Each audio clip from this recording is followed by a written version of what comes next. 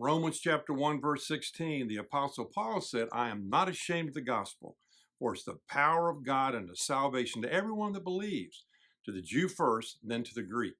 So we've been pulling out that one word, the gospel, and we're saying that Jesus is the gospel, and that Jesus can meet every basic need of your life and my life.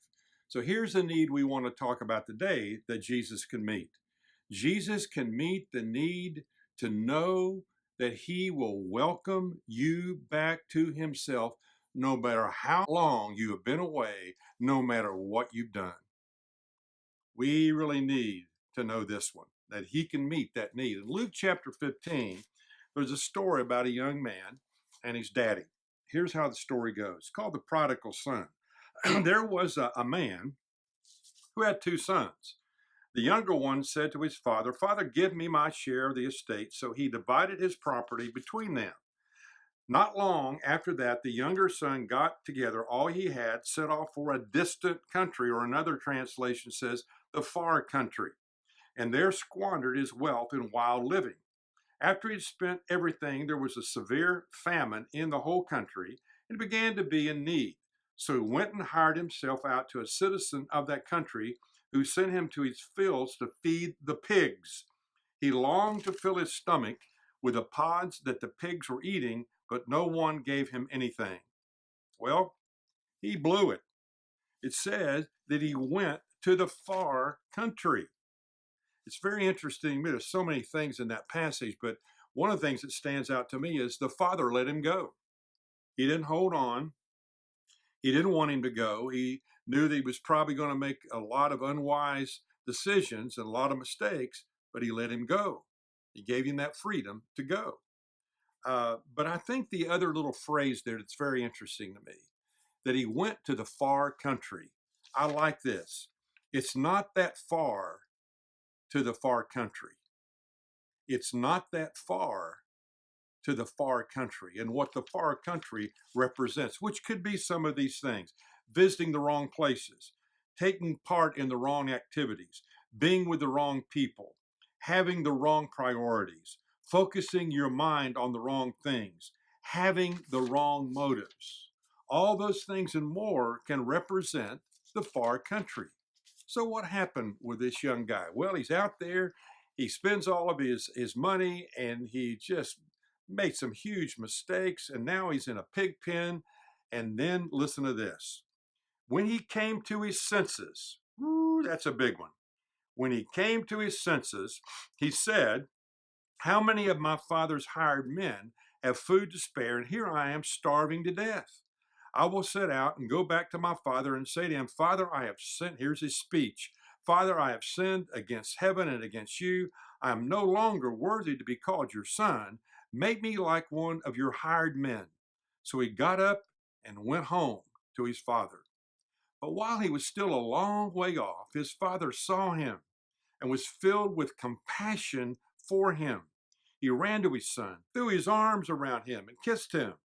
The son said to him, Father, I have sinned against heaven and against you. I am no longer worthy to be called your son. His father stopped him. This son never was able to finish his prepared speech.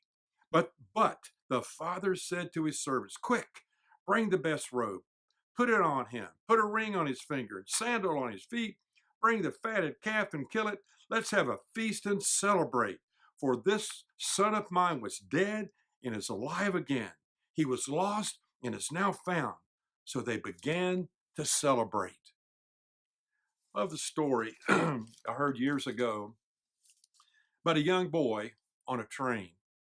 And there was an older man sitting across the aisle from this young boy, and the young boy kept getting up and walking up closer to where the car ended, looking out the window. It looked like he was looking ahead for something. He was nervous. He had an old ratty suitcase that was scarred and marred. And finally, the older gentleman said, Son, seems like something's troubling you. What's wrong? What's going on? So finally, the young boy sat down for a second. He said, well, sir, he said, my daddy and I had a falling out. And he said, he told me to leave home and never come back again. But he said, I called my mom a few days ago and I said, Mom, I want to come home. I want to come home. Well, Dad let me come home. And she said, well, I'm not sure, but I think you ought to come on home. He said, here's what we'll do, his mother said. If it's okay to come on and get off the train at our stop and come on home, then you'll see a white sheet on the bush or on the fence out front of the house. If there are no sheets, that means Dad wasn't willing to let you come home. So he said, see, sir, right up around the corner, not far ahead, around that curve on the right-hand side is my home. So I'm looking to see if there's a sheet there or not.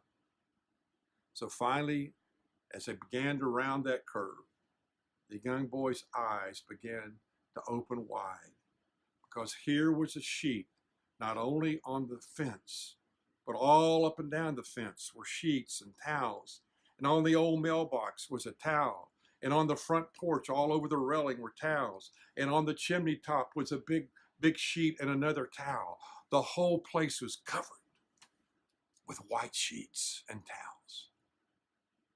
Let me tell you, dear friends, no matter how long you've been away, no matter how many mistakes you've made, and I've made many, no matter what you've done, his arms are wide open, and he will greet you and love you and care for you and walk together with you the rest of your life, right into eternity. If you need to go home, go home today. Go home to a Father that loves you and cares for you and will welcome you. You think about that.